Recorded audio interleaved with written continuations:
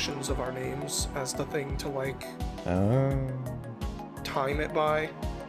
So what you're saying is if I want to mess it up, I should introduce myself weirdly and multiple times. Yeah, if you want to mess it up, just, like, don't say anything after I say hello and my name. Oh, what would that sound like? Bad. That's how it would sound. That was me tipping my hat to you to intro the podcast, but okay. You can go ahead and just Okay, ignore no, that. I got it. Oh, give me. Here we go. You ready? Mm-hmm. Video games. Hello,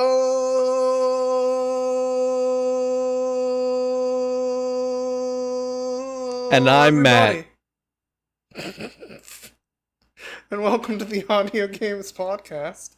I'm Neil. I will just move your I'm Matt right there. I'm not above No, it. it's okay. I'm Matt. You know me. You listened to this podcast before, right? This isn't your first time coming here, stranger. You've been here before. It's me and my pal Neil, and we're here to talk about all sorts of game-related things. Yeah. It's Mostly the games I played. I feel like I have a few on my list because we didn't record okay, for a but little longer yeah, than sometimes. we need to clear that from the table. We definitely took a while to get to this one. I don't really know why. I guess it just kind of didn't occur to me that it's been a while since we recorded, but yes. It was just kind of, our last one was the SGF stuff, Yes. and then not a lot happened for a few weeks. Yeah, and it's not to say that I haven't been keeping busy, but it sounds like you've definitely been playing some games. Why don't you share? Yeah, well, to start, I played a shitload more Elden Ring Night Rain. Okay. Uh, A lot that more. game just sort of kept creeping up in my estimation of how much I enjoy it. We had a couple of updates, right? There have been some updates. They started doing, like, every week they're doing a crazier version of one of the bosses and kind of rotating those through. I haven't really been doing those, but I did do, like, all of the story quote-unquote content you can do for each character. Okay. And, like, beat all the base bosses multiple times, all that good stuff. And, like, that game is it's just fun. It's very good. Even doing it mostly with fucking randos, it's fine. You came around on it. You really. I really came around on it. This is probably, like, this is up there in my at least top 3 games that I've played this year so far. I think that there's a lot to say about a game that is in a fixed amount of time, and you just kind of know what you're doing, and you go in there and you do it. Yeah. That's definitely a part of why I spent so much time with it, is I never had that moment of, like, do I really want to commit 3 hours to something right now when I can just hop on for 35 minutes and do a full run of this? I mean, if it's me, it's less than that because I don't make it to the end. Fair. But I finished up playing that. I actually didn't really play any of that this week because I was kind of like, okay, I've done what I feel like I need to. If people want me to play more, I will. Like, if someone's like, yo, I want to play Night Rain, I'm gonna be like, fucking tap me in. But I'm not just playing it on my own now. Yeah. I finished up Blasphemous 2. What's up? It just was affirmating. I was giving you an affirmative to not playing it by yourself. Okay. So, sorry. Okay. Didn't mean that to be a giant pause in the conversation. I thought you were being like, yeah, you should play with me. Well, I mean, when you say it out loud, yeah. I don't have an objection to that statement. I have personally been pretty bad about telling people, hey, are you available right now? Let's play some. Yeah. And I know that's at least partially on me. I mean, it's partially on me too. But I mean, I've been keeping busy with any number of things myself.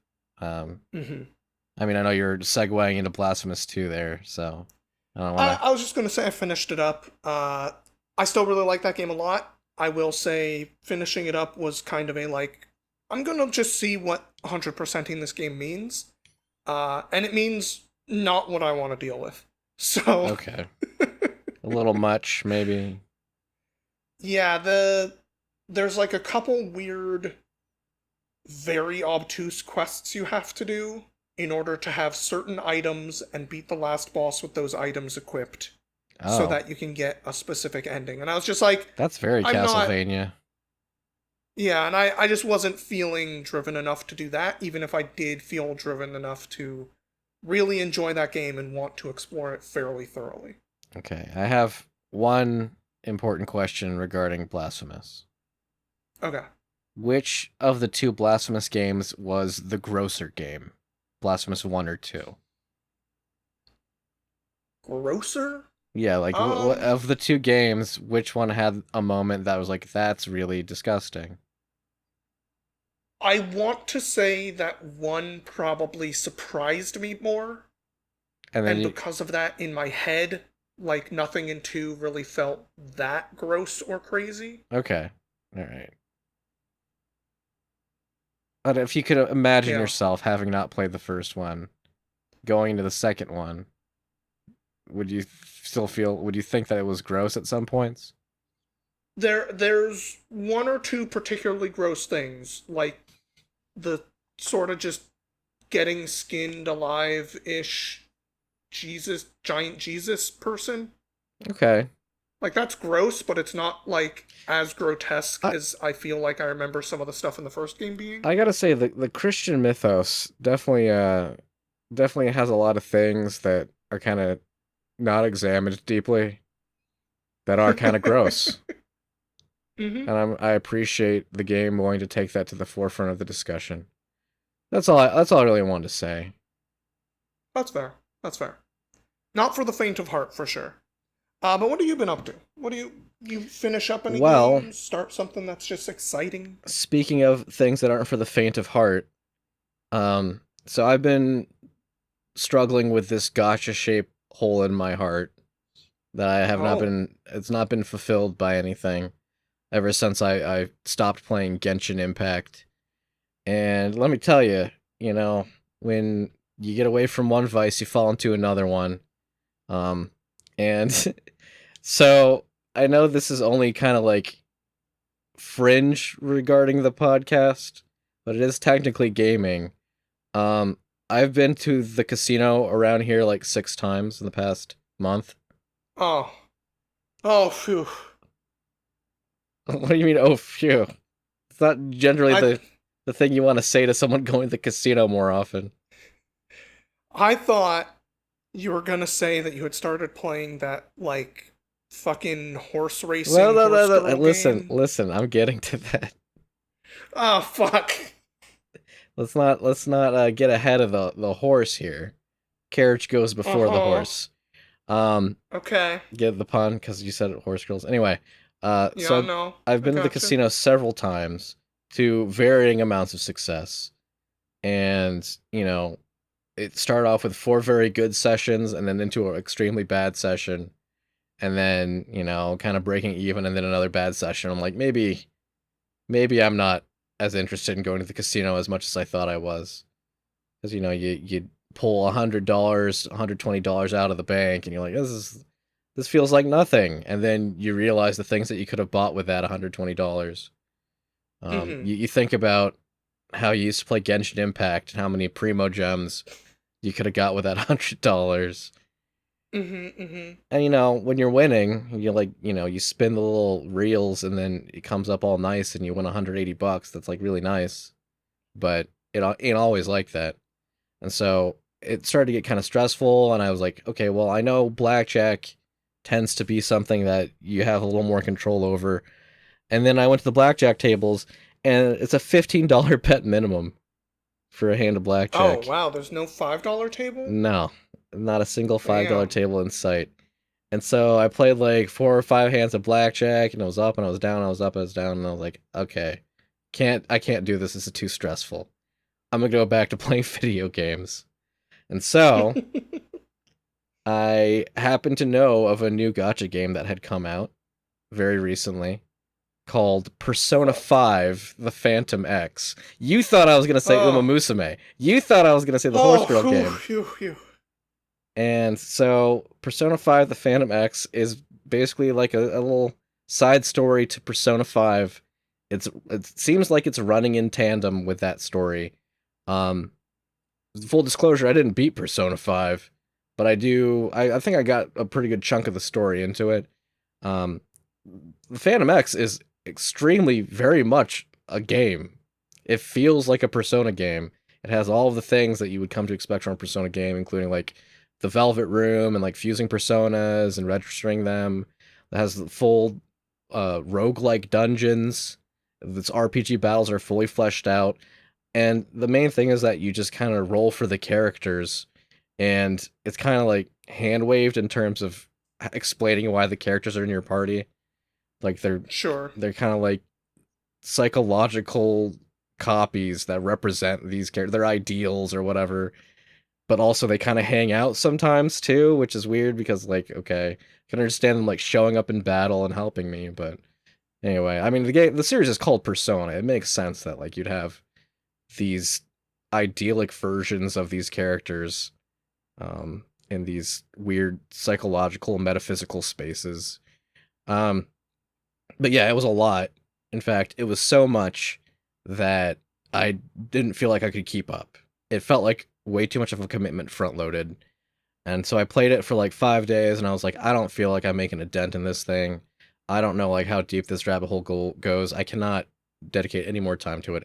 And so I started playing Uma Musume. Started playing the Horse Girl game. Oh no. It's the triple cross, Neil. You never expect the triple cross. But you know what? A lot of people have been playing Uma Musume. I've been very surprised with the number of content creators jumping on this, including people that I would have never thought to play this game. And you know what? I did watch the first season of the anime, and that was one of those shows that had way too good animation for what it was. And it's a sports Mm-hmm. anime, which is not a genre that I normally follow. But it was one of those things where like the anime came out and they're like, "Oh, the game's gonna be coming to the States soon," and then a year goes by, and then another year goes by, and then another year goes by, and then you kind of forget about it, and then it just kind of out of nowhere shows up again. And you're like, "Oh yeah, I remember this," and so I picked it up, and I don't know, Neil, it's fun and it's simple. It's not complicated. I can just sit down and start a little career series and train the horse girl and tell them what to do and have little events, little story events. Do you know anything about the gameplay? I know that the girls can like fucking pop X Factor or something to go super fast. Yeah, each character has like a signature skill. Um and it is very situational, but the way that it works is that you don't play as the horse girl, you play as a trainer or a manager. It's very much a management sim where Mm-hmm. you pick a horse girl in your roster of horse girls. If you didn't realize, listeners, Uma Musume literally just translates to horse girls. Um, but you pick one and you start a season, and it's kind of like a roguelite game because every season you do things differently. And when you finish your season, depending on how well you did, you register that copy as a veteran horse girl, which you can then enter into like the other modes as like competitive modes, and then you race them there. And the career series is all about picking things to train and dealing with random events and making sure that they don't pass out from low energy and just trying to get as most fans as possible because in Uma Musume, they're not just racing. They're racing for the spot in the concert that follows the race because they're also idols Mm-hmm. because it's Mm-hmm. anime. So, This you know, all checks out. it all checks out. But it's a good time, I got to say, and the publishers have been very generous with their premium currency for this launch. I currently have enough for like 30 more rolls, and I'm just kind of holding on to it. And I got all manner of cool horse girls. I got one that's a cowgirl horse girl. She was from America, and it only has Japanese voices, so she does her impression of an American, which is very funny because the translation Hmm. is Hmm. all done very well. I would say that the translation is very clever, and they do a very good job with it. I think the writing is fun. Um, but it's just one of those things that you can't take too seriously. You just have fun with it, Neil. Not everything All has right. to be a Well, Persona, the Phantom X, or a $15 blackjack bet. Sometimes you just want to sit hor- down and train a horse girl. Okay? horse betting aside, do you have like a strategy when you go to a casino? Oh wow, you're really gonna go back to that. Strategy is um the strategy is literally in your own money management. Like you can't control luck, but you can control what you spend. So I don't Hmm. know how often you've been to casinos, but Only a nowadays, few times, but I very much have a strategy. yeah. So nowadays, when you go to a casino, when you cash out, it doesn't give you cash; it gives you a voucher, and you take the voucher to a machine that then gives you your money. You can take it to the cashier Hmm. window, and they can give you your money. But the way that I do it is I go in with a certain amount of cash. If I'm going to play slots, I put in a 20. I play that machine for maybe 10 spins, and if it doesn't give me anything meaningful, I move on. And if it does give me a win and it breaks the 20 in a meaningful way, I cash out and I pocket that voucher. And then I play a different bill and I don't spend my vouchers. And Okay. that's kind of the baseline strategy in terms of using my money, I guess you could say. Okay. That's not too different to how I would do it. I did mostly like blackjack when I went to casinos the few times I did. Okay. But mine would be like, I go in with $100, let's say, Sure, sure. and then every time I'm up 25, so anytime I'm at 125, I just remove $25 and pocket it. Okay.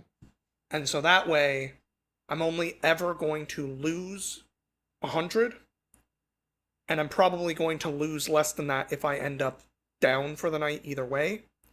But if I'm Sure. going up and I'm just like doing really well, I might just double that money and then I'm still only going to break even at that point if I somehow lose it all at that after that. Sure. I mean, But that's kind of my strategy. the problem with table games at the casino is I mostly want to do it for fun. Like I'm Hmm. accepting that I might not leave with money when I go to the casino. And when you play table games, it's stressful, especially if you have like Hmm. a grizzled chain smoking dude with like $50,000 worth of chips sitting in front of him, betting like Sure, sure. $500 a hand every fucking time. Like it's like, I feel like a little baby over here doing my $15 bet. And then Yeah, like the Go ahead, go ahead. And then like the nature of blackjack is like you're sharing the card pool amongst everyone at that table.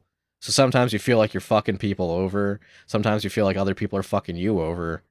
And Hmm. you're playing against the house, but you have to take into account like everybody else's hands. So it Yeah. gets stressful if you're meaning to like do a good job with it. And so that's why I I stopped playing at the casino and started playing with the horse I girls. definitely see where you're coming from with that, and I can admit most of the blackjack I played was with like at least two or three other people I know, and we were all sitting down at the blackjack table, which is Okay. definitely a different vibe than like I'm going to the casino to try to win money with a bunch of strangers at the blackjack table. Right, right. Yeah, I mean, Very much a different vibe. I don't know. Well, were you doing this in like Vegas or Reno or something? No, I did this up in Canada a couple times, Okay. and I did the one time I did it by myself. I got very drunk in Australia Oh, at I the mean, like giant casino in Melbourne. oh, That okay. place was crazy. Yeah, people don't think about it, but casinos are everywhere. You can find a Yeah. casino if you can. throw a frisbee really hard, you can probably hit a casino from where you're standing right now. Um, but yeah, I'm not saying that they're good or they're bad, or I'm just saying that from my personal experience, I engaged with it more than I usually did, and I decided maybe not for me. That's fair. Which That's fair. honestly is not a bad thing, you know. No, no. The last thing you want to do is get addicted to the high of a win. Right. Anyway, I bought a booster box for the Final Fantasy Magic the Gathering um, crossover thing that they did, and I'm not a Magic the Gathering player, Neil. You know that. I don't. No, I can't remember the last time we talked about Magic in a fucking decade. Well, probably when we were playing Arena for that time that we were playing Arena. Yeah, But that's fair. but you know what? I do like Final Fantasy in general as a franchise. Mm-hmm. I have comments and opinions about the past 5 games. Um, but as a cultural touchstone in video games, I felt that hey, I care about this enough, and I like the art and the references and what they're doing with these cards that even if I don't play, I kind of want to get some. And if I happen to find a really nice one, that's even better. But yeah, I bought a booster box. It's 30 packs of cards.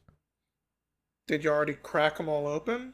I can't. It's in the mail right now. Oh, I see what you're saying. Okay.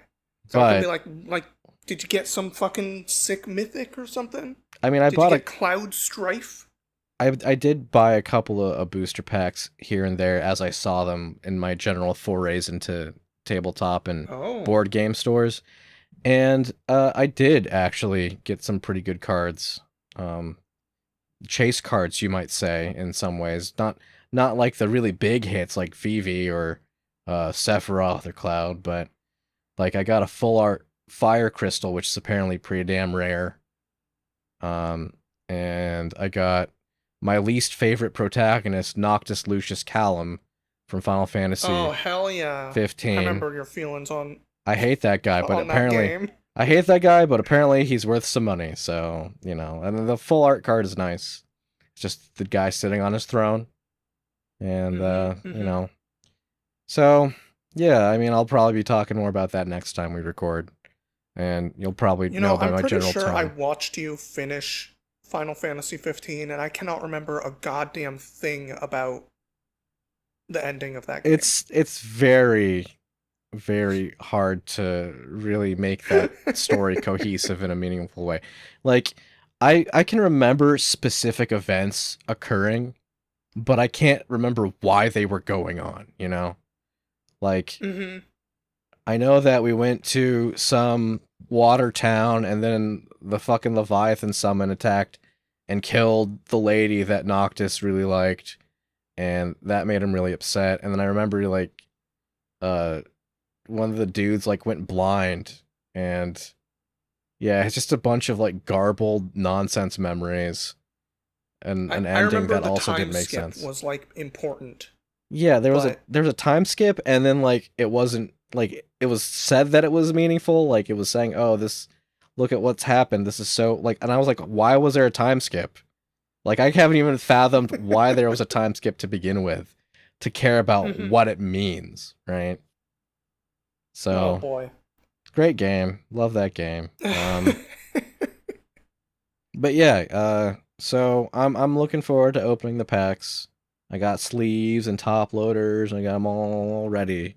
Get my grubby little fingers all over this expensive, overinflated cardboard pricing. And that's the Mm-hmm. thing. I Mm-hmm. do want to talk about one of the reasons I brought this up is because, um, as much as I love Final Fantasy and I want to get my hands on these things, I don't know that this is representative of something that's good for Magic as a whole. And I don't mean to be a spokesperson or like to soapbox about the health of a game that I don't play, but I do know that Magic the Gathering has its own lore. It has its own Mm-hmm. story and characters. And when it gets overshadowed by like this secret layer Sonic drop and Final Fantasy and fucking The Walking Dead and Spider-Man and Doctor Who. It's just like, And okay, Lord of the Rings, and and Lord of the Rings. Warhammer 40K, Okay, and so I think that some settings lend more to what Magic the Gathering is, right? Like one of the reasons I'm not so upset about Final Fantasy is because it kind of can be slotted in alongside what Magic the Gathering is. And yes, it sure. is this whole other property, and it is definitely overshadowing what the main through line of Magic the Gathering story is, but it's not like off theme, right? And the same goes for Lord of the Rings. You can make an argument that like a lot of the things from Lord of the Rings are what inspired a lot of the things in Magic the Gathering that exist in modern culture, right? So that I can, give a pass. But when it's shit like The Walking Dead, Doctor Who. And I guess you could make the argument that Doctor Who can fit in because the planeswalkers are these. The concept is like, oh, there's all these realities and places and shit, but it's like that's kind of a hand wavy excuse for the neglect of like the main lore that you were building up Uh over huh. however long Magic the Gathering has been around, which is a long time. I think more than 30 years now. Um, but yeah, it's just like I don't know that people who play Magic the Gathering like this stuff, you know? And it's just Yeah, I feel like I the don't know a sorry. lot of people who play Magic. It's okay. I don't know a lot of people who play Magic these days outside of like Magic Arena just because it's a lot more affordable. But I do feel like I recall a few people saying like the pace of release, in part because of them putting out these like very themed with other franchises sets out, has become untenable for most people in a way that makes it sound unfortunate if you're someone who actually liked trying to be competitive and stay current. Yeah. I feel like modern's kind of dead in a lot of ways. Hmm. Like even Wizards of the Coast is releasing like commander decks, right? They're not doing like Tons of them. I mean, I can't really say whether or not they're doing the standard decks, but I couldn't find anything when I was looking at Final Fantasy stuff. It's all commander, which makes sense considering the sheer number of cards that are available now. But Yeah. the other thing in terms of like these crossovers or these limited secret layer drops is that like a lot of these cards are kind of clones of other ones with different names, but basically the same like cost and effects. Uh, there's this really expensive card in the Final Fantasy set called Stay With Me, which is from Final Fantasy X, but it's a copy of like Ristic Library or Ristic Research or something like that. Mm-hmm. And like that's fine. Like if once this event is over, you'll still be able to find that card in the non-Final Fantasy form. But there are also cards that are exclusively like independently unique to these sets that we don't know if there'll ever be like an in-lore reprint of this card, right? Like Yeah. if fucking Cloud is like this meta-defining card and there's no equivalent outside of the Final Fantasy set, then that's definitely gonna like fuck with the pricing pretty bad. So I mean, You know they did a Street Fighter one too, right? yeah, I know they've done everything, man. They've Get done it some all. fucking Blankas in your deck. Yeah, I'll put him next to my Spider-Man and my Doctor Who. I Hell yeah. this is why I don't play. Like I said, this is more a Final Fantasy thing for me than a Magic the Gathering thing. And I will be so mad if all the good hits I get are like from Final Fantasy 14 because I don't know shit about the MMO. Uh, but I Oh, I didn't know, even think about that, but with how popular it is, I'm sure there's a ton of it in there. yeah, no, I'm sure like maybe like a third of that card list is probably just references to the MMO. And Huh. I'm sure that makes a lot of people happy. It's like whatever, but I don't want that. I want all the classics. I Fair. want I want Sabin doing a suplex on the Phantom Train. That's what I want. Mm-hmm. Mm-hmm. But yeah, so that's supposedly coming either this weekend or early next week. But Are you gonna do like a pack opening video, unboxing or whatever? I don't know. That's not really my territory. Like there That's was a fair. time that I would have been like, "Oh, this would be perfect for making content." But like I don't want to pigeonhole myself into like if that is my successful video, now I'm fucked because I'm going to have to buy magic cards all the time that I don't want to buy. So, that's like a cursed success, you know. I don't want Yeah, that for me. monkey paw curls on that one for sure. Exactly. Exactly. So while I wait for that to arrive, I have been playing a few things that aren't Yeah. gotcha games, that aren't Uma Musume. I played a couple of demos Are any of them on actually. your Switch too? No. Oh, I mean, I played a little bit more of Mario okay. Kart World, but I'll talk more about that later. I'll talk more about Mario Kart Sure. later. Um, but I did play the Mina the Hollower demo. Yacht Oh, Club okay. Games has made the demo available through one of Steam's many uh, events where there's lots of demos. I forget what they're called.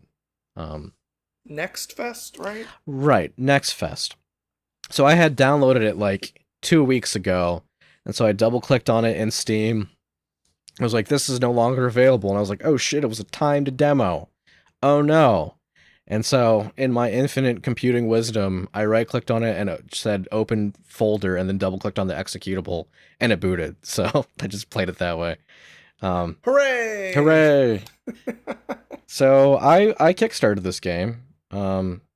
Probably out of FOMO from not having kickstarted Shovel Knight, but it's very unique.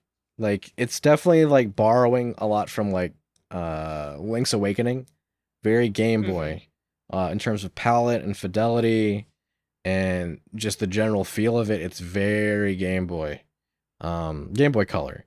But the movement is you burrow, and when you stop burrowing, you pop out of the ground, and that's your jump. And so you can't jump without burrowing first, and that was kind of hard to wrap my head around. But it seems like a pretty expansive game. Unlike Shovel Knight, it's like one big contiguous map from what I can tell. Though it might be a situation where you're going from island to island based on the intro. But it plays Oh, good. okay. There's three weapons that you can pick at the very beginning, and you're kind of stuck with whatever you pick. There's like this really big hammer and this pair of like foils, these fencing foils, and a whip like thingy, and that's very Castlevania. But of course, the game doesn't play like Castlevania because it's a top down. Um, and it starts off on a ship because you're going to a location because they need you to repair a big important thing that I guess stops bad things from happening.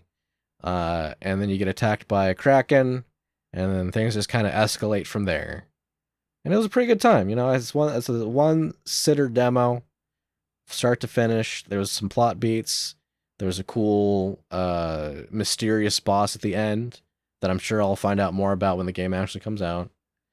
But it's definitely one of those games that I'm gonna play. You know, I'm not super excited about it. I'm not like waiting with eyes peeled, but I am happy that they're making good progress on it, and it'll be there when it's there. Yeah, October I think is when that's coming out. Yeah, yeah, it's gonna sneak up on us faster than you think. God Oh knows when God, it's yeah. Silksong. I'm looking at the date now and I'm like, oh Jesus. Yeah, dude, we're in the back half of the year, and I Oh mean, boy. Silksong is apparently still coming out this year, so I don't know where my gaming time is gonna be devoted, but I also played the Dispatch demo, the Telltale Games Oh yeah. dudes, the people who were from I don't know if it's still Telltale Games or if it's something else where it's all the people from Telltale Games. But I think it's technically not Telltale anymore, but I can't remember what they're calling themselves. okay, well, if Dispatch, if you hadn't seen anything for it, it's an office superhero drama comedy where you play as an unfortunately named fellow named Robert Robertson, who was also known as Mecha Man.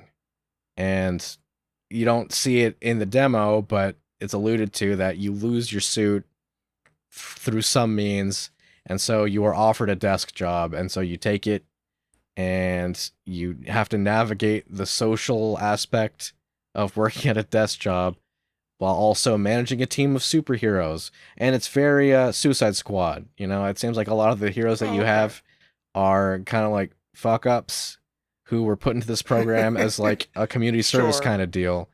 Like literally one of the first jobs that you have to dispatch someone for is like there's a cat in a tree. And they're like, I don't know like why you would devote superhero power towards that, but you do. And so you have to pick a hero from your little roster and be like, okay, you're the person who will not scare this child and who will also successfully extract this cat from the tree. And you know, you it's a like a 30-minute demo. There's a lot of like the dialogue front loaded where you have all the classic Telltale uh John will remember this stuff, and then it Mm-hmm. transitions into the actual desk work, which is kind of like any other kind of management simulator where you're dispatching groups.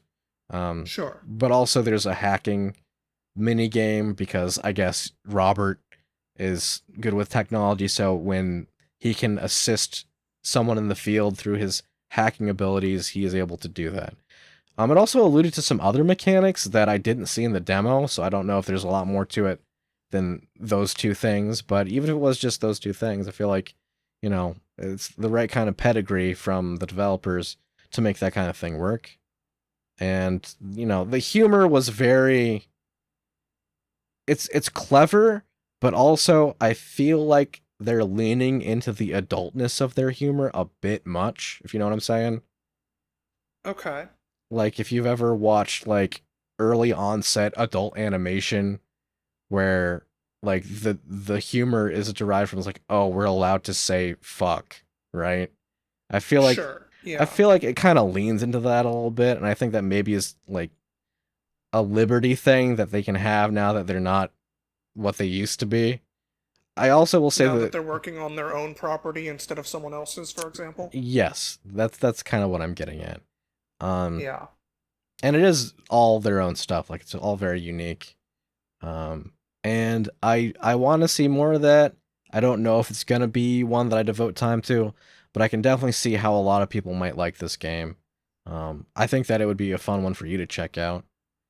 Yeah, Uh, it was on my radar from one of the times we saw it at like an SGF or something. yeah. Um, so why don't you let me rest my pipes for a second here and talk a little bit about what you've been up to? Yeah.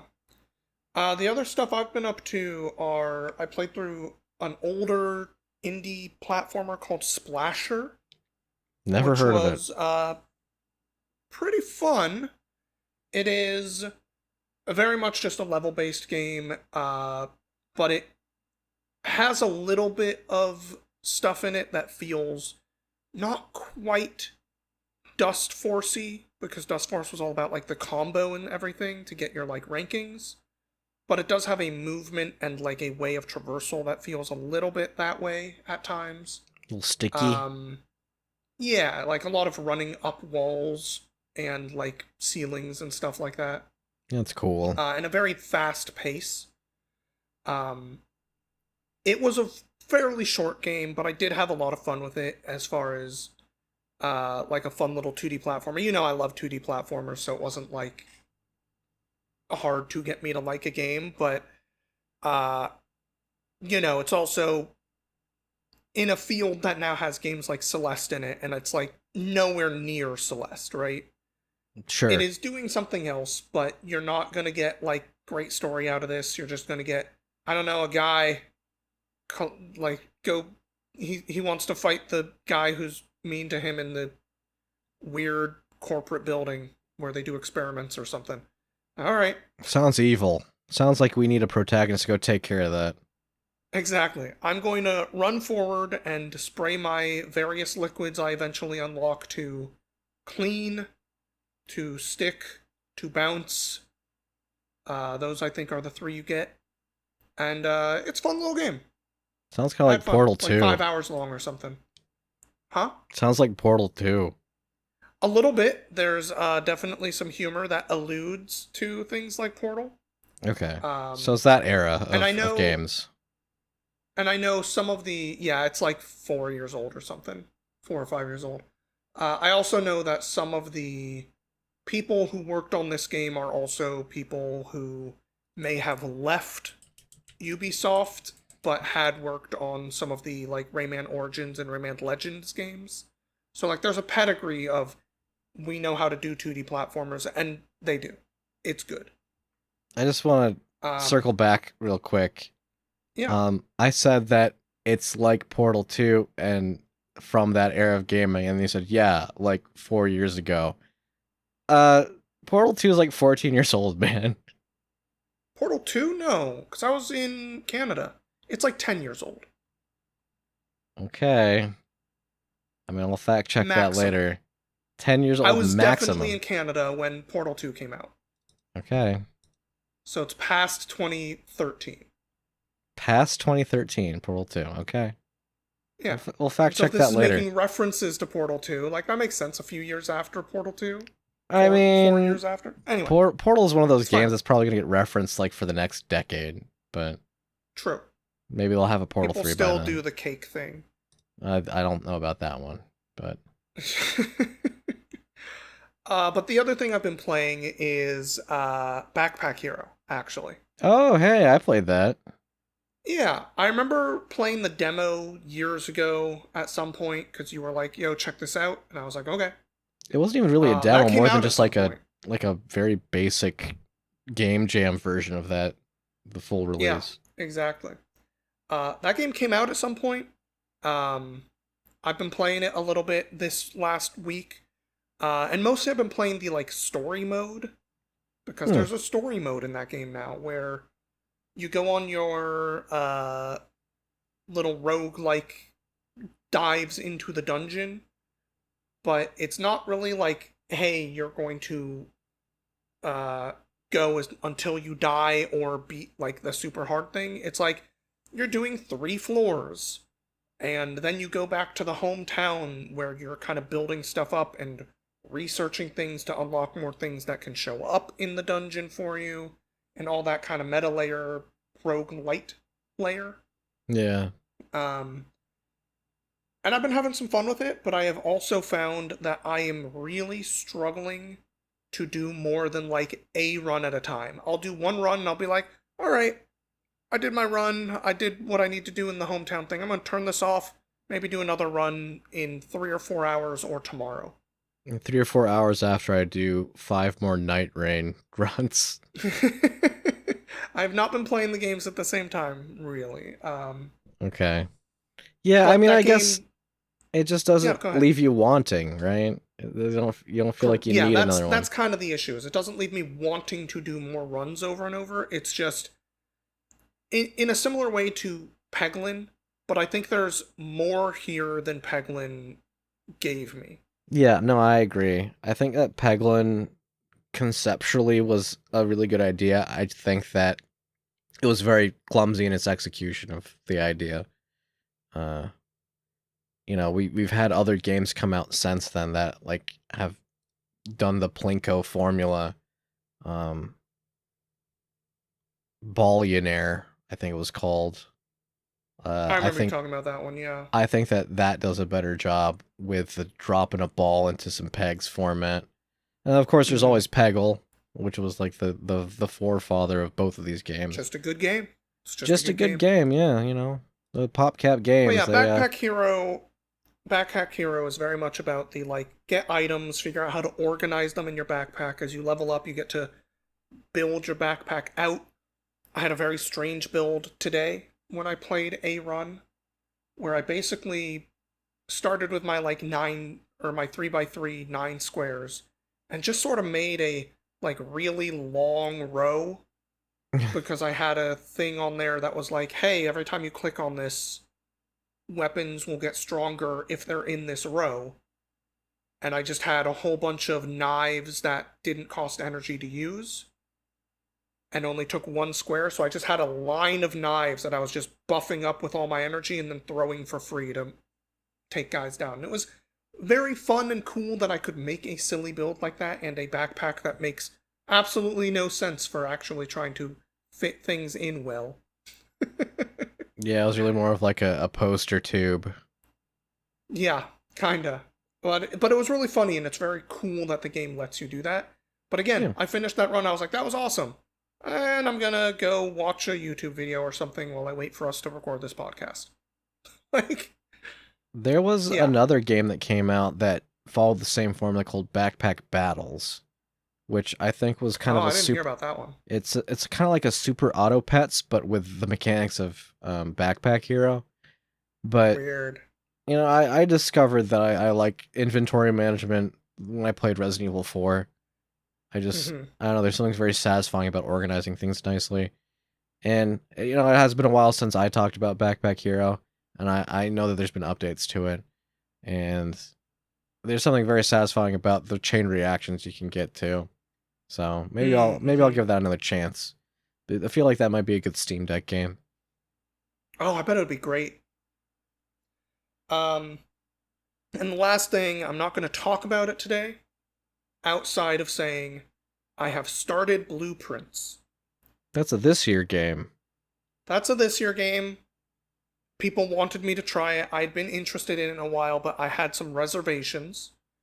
All I can say about it right now, after putting a few hours into it on stream the other night, um, I thought about one or two of the puzzles in the shower. Oh, So you got it is succeeding in that. it's got you wet thinking. It's got me thinking a little bit about some of the puzzles while I'm doing other stuff, which means it's doing something right, obviously. I do have a few reservations, but I'm pretty early on, so I can't really say if those are something I need to actually worry about. But interesting game. Very interesting. That's Well, all I'm saying about it now. I know I'm going to talk a lot more about it in the future, so. yeah, I might need to barrel through that game so you don't spoil things for me.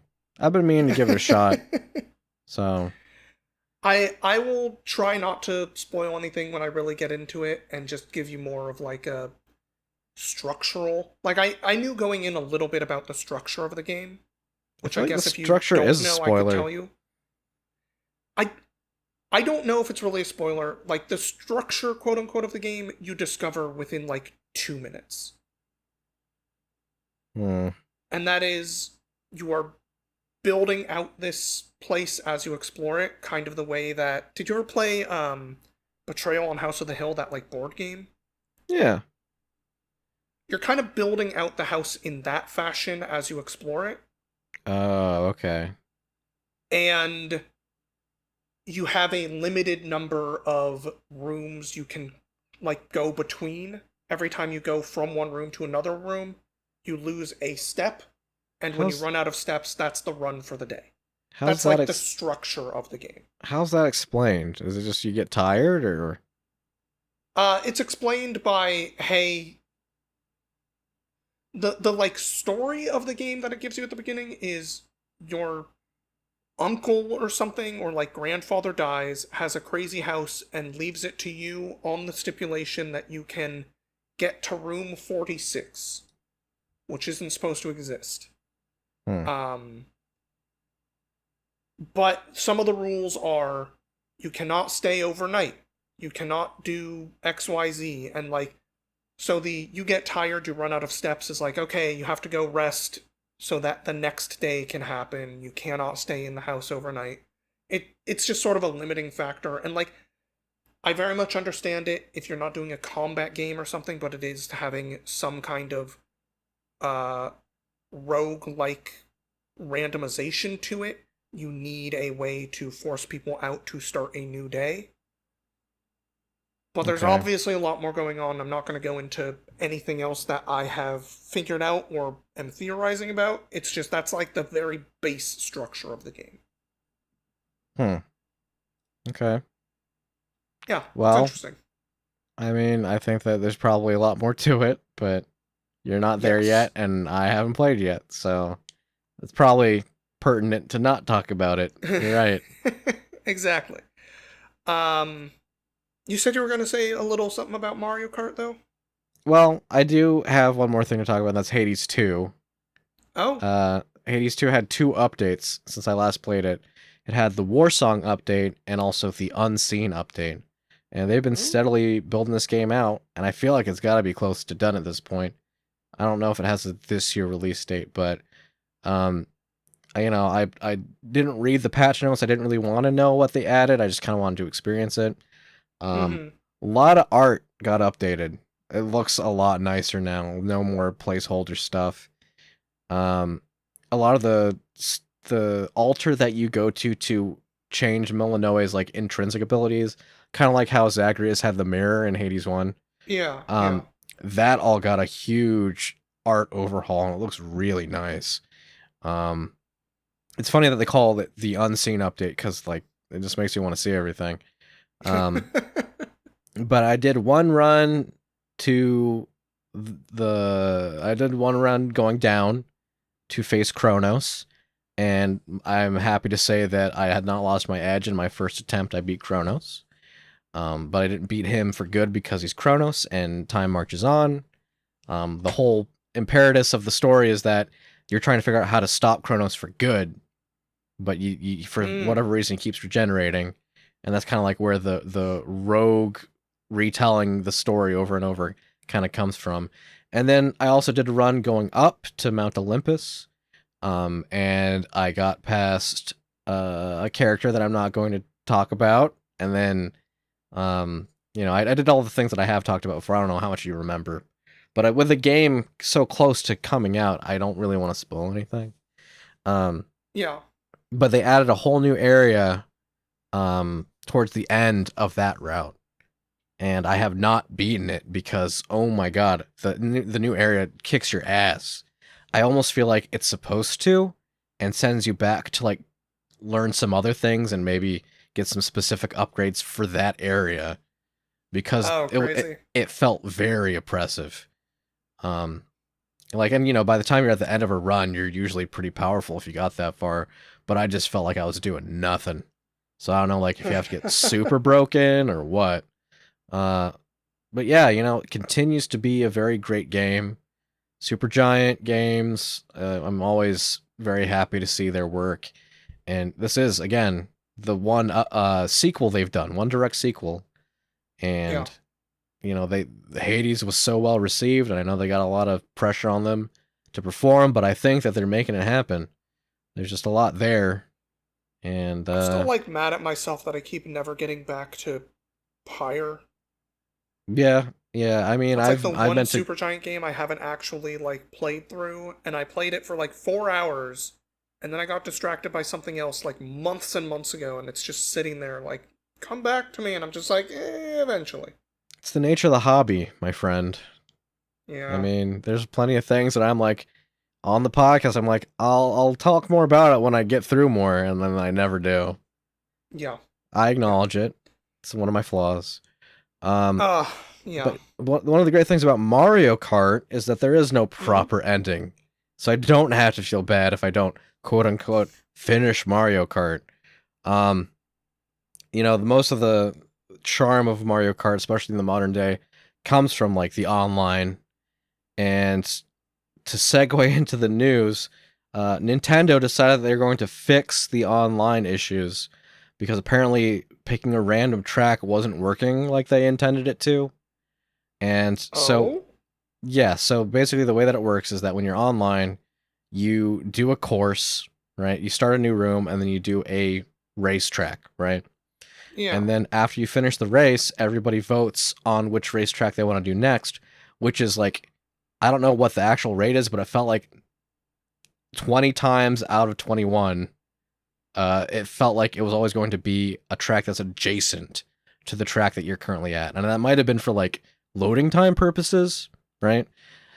But um, when you do that, you do the intermission race, which is you drive to the race course and then you do one lap at the actual race course. And people didn't like that because the intermission courses, while the world is a fun to look at, driving to the actual race courses is incredibly straightforward. And while there are other things in Mario Kart World that add to like technique and the things that you would want to do in order to optimize your driving, um, it's still not as interesting as the tracks themselves, right? Sure. And so the way that people were getting around that is they discovered that if you pick random, if you random a track, you just do the track. There is no intermission. And Nintendo's like, Oh. oh, oh, you're getting 3 laps of a track? That's not intended. We'll fix this so when you pick random, it picks a random adjacent map, and then will do an intermission, and then 1 lap around the track, and God damn it, Nintendo. everybody threw a fucking fit. Like, I'm not as upset about it myself, but boy, like literally the next day, people were like, "Oh, Mario Kart World is over. We're going back to Mario Kart 8." And there's been no response from Nintendo from what I could find in terms of like people being upset with this change. Though I expect that they will address it in their own way, whether that's going to be a big old fuck you consumers or hey, look Uh-huh. at what we're introducing the next update. Aren't we smart and cool? And not acknowledge the disdain that people had. Um, because Nintendo knows not to acknowledge their faults, their many Mm-hmm. Mm-hmm. faults. Um, so yeah, that was a big fat doo doo that Nintendo was doing, but it's not the only big fat doo doo Nintendo's been doing. Um, so it's been discovered that one of the reasons that a lot of peripherals aren't working with the Nintendo Switch, in particular, third-party docks. There was a big market for accessories from third parties for the Nintendo Switch, and apparently Nintendo didn't like that because they've added a bunch of like very discrete and specific handshakes that it has to do with hardware in order to actually function. I discovered this myself when I tried to use my lazy ass stupid fuck glasses that I plug in and then I just lay on my back and stare into space because I have a monitor projecting my eyeballs. Mm-hmm. I Mm-hmm. tried plugging that in my Nintendo Switch too, and it just didn't do anything. Whereas if I did it into the original Switch, like it worked like a charm. And that's the reasoning for this. There's like several specific hardware checks, and it's basically made it impossible for third parties to create docks that will work with a Nintendo Switch. I'm sure that in time they'll figure out a way around, but the thing is, because it's built into like the hardware and the firmware, if Nintendo pushes an update, there's no guarantee that the dock that was working yesterday is going to work today. You know? Yeah, and that fucking sucks. Yeah, and it's all part of Nintendo's strategy. Like literally, there were members of the Nintendo Treehouse or ex-members of the Nintendo Treehouse who talked about this and how Nintendo operates. And the idea is basically they will do anything to prevent devaluing their products, right? Like if there's a third-party dock available, then it lessens the value of their dock. It doesn't matter if it's better or worse or whatever. Like the presence of it at all threatens the value of the first party, $100 or whatever Nintendo Switch dock. So Sure. they need to take the measures that they can take to prevent people from using anything but the certified special boy Nintendo stuff. And so that's been a real kick in the pants. Um, and yeah, I mean, we're living in a world where apparently Nintendo thinks it's fine to remotely brick your console. And that's another thing that's been happening actually. I don't know if we talked about this, but there's a lot of aftermarket Switch 2s right now. And poor people are buying these and discovering that they've been banned, hardware banned, and they contact Nintendo like, "Hey, I bought this aftermarket and it's banned," and then just like, "Oh well, what do you want us to do?" And it's Yeah. just like, okay, well, this fucking sucks. And it's Yeah, I like, mean, I'd like you to unbrick it so I didn't waste $300. yeah, I mean, it's not bricked; it's just banned from online services, which is, Yeah. when there's so few options for alternative things to do with your Switch 2 because Nintendo wants you to engage so closely with their closed ecosystem. When you are banned from that ecosystem, you're kind of shit out of luck. Yeah. Especially when a lot of the game cartridges aren't actually game cartridges, but keys that you use to download the games from that ecosystem. So you can't even just buy a cartridge. It's real messy. It's real messy. Yeah, Um, kind of, one might say, sucks. yeah, so Nintendo's kind of in their shit. We're making a lot of money mode. We're very successful. And really, there hasn't been a Yeah. lot announced for the Nintendo Switch 2, right? Like, we have the Donkey I Kong mean, they game did coming their out. big Donkey Kong stream. They did, and to be fair, it looks like a great game, and I do think that this is very much a disconnect between um, the people who develop the fun games and the people who develop the fucking oppressive hardware.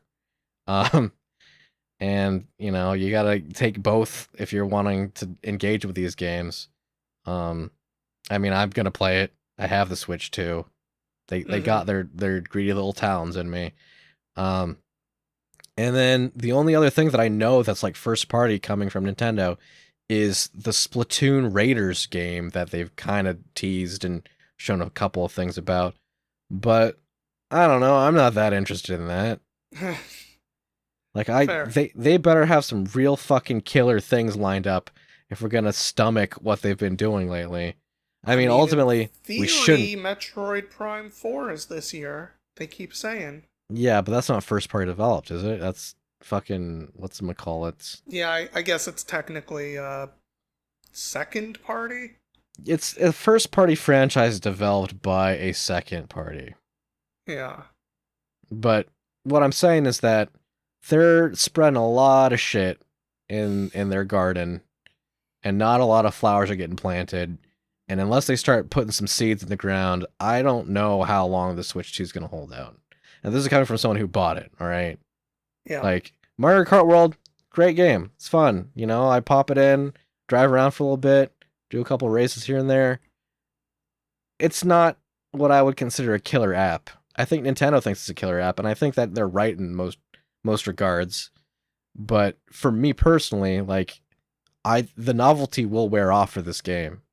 And, Donkey Kong Bonanza, that's a game that will be completable, right? There will be a time Mm-hmm. where I've done everything in that game. And if they don't have something really strong for the holiday season, then, I'm just saying that I'm not loyal to Nintendo. I can sell the stock. if I if I see this company's not going anywhere, then maybe I'll buy it again later if it gets better. But I just don't see why they're Sure. acting the way that they are. They're really high on their horse. Yeah, yeah. Switch did well enough that they think they're invincible. Well, they're definitely taking Anywho, the measures to try and make themselves that way. I'll say that much. well, for one more piece of that sucks news, I guess. Is A this the lot of perfect bad dark? news in the last week or two. I mean, that Um, happens. it does. There was another big thing of mass layoffs at Microsoft. Yes. Uh, this was Microsoft as a whole, but a lot of it did go into the Xbox and games division. Yes. The big thing that I wanted to talk about, though, is this was a lot more people than anyone was expecting and includes some high profile closures and cancellations. One of the biggest of which, for example, is The Initiative got closed. They were the people making the Perfect Dark game Yeah. that, at like less than a year ago, Microsoft had their like last 20 minutes or something of a show being like, look at this big fucking thing, Perfect Dark, oh my god, check it out, oh my god, this is like the thing we are saying, check this out next year or something. Yeah. Obviously, it wasn't Yeah. coming out this year if it was getting canceled, but like, No. that's not a, oh, we're teasing this, ah, actually, we're canceling it, sorry. That is like a, we are hanging our hat on this seeming game. Yes, we're And it is highlighting shocking this. to see it get canceled like that. Yeah, nothing's really safe. And this particular round of layoffs definitely caused a cancellation of Perfect Dark, very high profile, hat hung on kind of game, like you said. But nothing is safe. Yeah. Their Rare's game Everwild that they've been working on for 5 years. I checked Yep. this when they announced. I was like, wait, when did that get announced? Because I don't really remember it, which maybe is part of the reason why it got canceled. Um, Sure. but it was announced 5 years ago, so they've been working on this for 5 years. Now it's not coming out. Yep. 5 years down the drain. Like, at least with the Perfect Dark situation, it's like, okay, they announced that last year. I'm sure that they were along in development, but they hadn't sunk 5 years worth of funds into it, you know.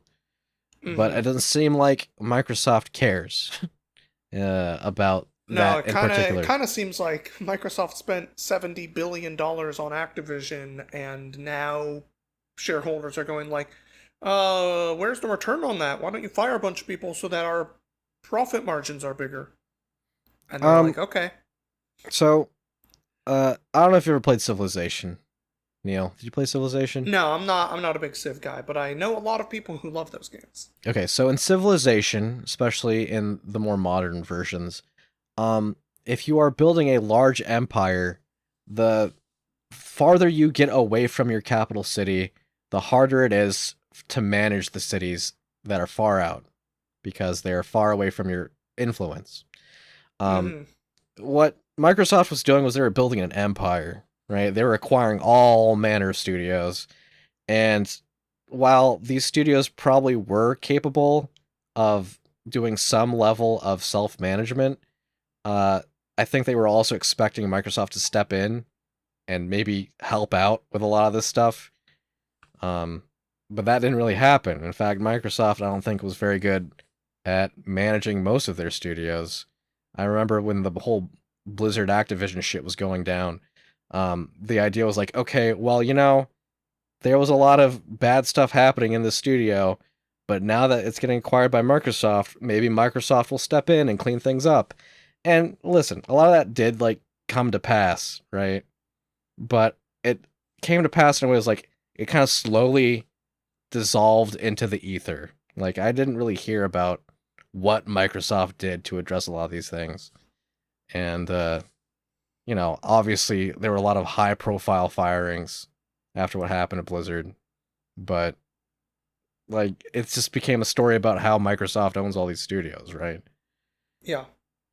And then the question is, okay, well, what are you doing with them? And I think that a lot of the self-sufficient studios who were capable of putting things out, I don't think that they got special treatment. I think that they just went around firing people. They're like, what can we scratch off this list of costs? Well, this guy's making a lot of money, or this is taking a long time. They just don't really put a lot of thought into it. They just need to cut the numbers. Yeah. It And sure does seem that way. And now it's we're at. also like it's really unfortunate because it makes like, we were already hesitant, let's say, about consolidation, but like all this really does is point to more reasons of like play indie games because people are still able to try to make livings that way because all the big stuff getting consolidated into these very small places just turns into this. Whether a game is successful or not, it gets canceled. I remember Hi-Fi Rush a few years ago being like widely praised everywhere, and then they got rid of that studio, and it's like, what the fuck is going on? Yeah. Like, it's just being part of something that big doesn't matter what you do anymore. It just matters if you make enough profit, I guess. I remember And very that sucks. specifically there that following that decimation of the Hi-Fi Rush studio, there was an interview with the president of Xbox, and Yeah, they were like, "Why did you do this?" And she just fucking regurgitated this garbled nonsense answer. yeah. And it's just like, okay, you don't know why you did this, do you? Mm-hmm. And the answer is probably yes, they don't know because they have spread their empire too far. Yeah. And of course, I can't remember if I ever mentioned it on a podcast yet, but I probably should every time we talk about Microsoft. Microsoft as a company, not necessarily Xbox, is being targeted by the BDS movement, if you care about that. And because of that, video games being the like consumer facing part of Microsoft that people can really make choices about. They do have, hey, here's a bunch of levels if you want to try to support the BDS boycott of Microsoft. Don't buy Xbox games at these certain types of tiers. Up to you to figure out what you feel safe doing. They understand, like, a lot of people's work, for example, is going to make you use Teams. They don't expect you to stop working. Yeah. But BDS movement, just to make sure people are aware. Yeah. Thumbs up. I mean, I don't know where Nintendo is on that. As far as I know, they are not part of that boycott. I think Eh, it's The ones that I And can recall right now are Disney and Microsoft being big ones. oh well, Disney's an easy boycott. They haven't Yeah, put just out don't anything of buy Disney value. Plus. They haven't put out anything in value. I mean, Andor is pretty okay. I don't give them credit for that. They Yeah, fucked up that's a too much bunch of other Star creatives, Wars. not Disney. I get you. Anywho, Um, do you have anything well, else you want to talk about before we wrap up here? you're making a big stinky ending again. Hey, So I'm I trying have to. said it with a very cheerful face. Yes, you were smiling the entire time. I could feel it. You Uh did. huh. You did try and seem happy about all this horrible, horrible news. Um, let's see. You know what? Summer Games Done Quick is going on right now. True. True. That's I've that's not had a a happy chance to look at thing. any of it, but I often go back and look at some stuff. Aside from the fringe drama that comes with fundraising as a business, generally speaking, I think that it's a happy time. And if you like Mm-hmm. seeing games done quickly, I mean, that's what it's called. So that's going to be going through to the end of the week and through the weekend, I believe. And I think that the finale is Deltarune, but only chapters 1 and 2. Just because I don't want to spoil things for the people who haven't gotten to the other ones. Well, Um, unfortunately, I'm gonna have to skip that one, but because you didn't I do I hear Yoku's Island might actually be making an appearance this year, so I'm gonna yes, have to make sure to watch that. prime time 3 a.m. slot for Yoku's Fuck Island yeah, Express. baby! Right where I expected it to be. Yeah, kind of where you expected Yoku to be. I mean, it's a fun speedrun game. It's lots of Yeah, fun things that and happen. depending on what they're doing, it's like 7 minutes long, so it's not like Right. It's not not like gonna you're take getting prime time with that. no. But yeah. Uh, so you haven't played Uma Musume? No, I have not actually watched a single thing of it, but I have Wow. been fucking shocked at how many like fighting game content creators are like making videos about this game. I'm I'm like, telling fucking you, guys, man. what the fuck? Literally everybody, like all the variety streamers I watch, are like I'm playing Uma Musume today, and it's like not a sponsored stream. It's not an ad thing. I think it's just a genuine curiosity. It's like, what is this? And it's really been working out for that game. Oh boy. So next Monday, I'm expecting a stream. Next Monday I'm gonna play more Blueprints is what I'm gonna do. When you're gonna cap it off with your first career run on Uma Musume, right? Look, I got my Zenless Zone Zero. I don't need Uma Musume. All right, that's fine. I'll be Well, okay. I when have Zenless enough. Huh? when Zenless Zone Zero becomes boring for you, Uma Musume will be there for you. Okay. So true. See, the thing is, Zenless Zone Zero, though, has a bunch of different animal thyrins, whereas Uma Musume only has horses. Yeah, and it's very thematic. Makes But what sense if I in the want a giant context. bear man instead of a horse girl? Then there's plenty of other weird racing games where you can have a weird bear man. Okay. You're probably right. Video games goodbye, everybody, and thank you for listening. Video games goodbye. Audio Games is hosted and produced by Matthew Lane and Neil Jimenez. Our theme music is Recharging by Gooset. If you'd like to reach out to us, please email us at audiogamespodcast@gmail.com.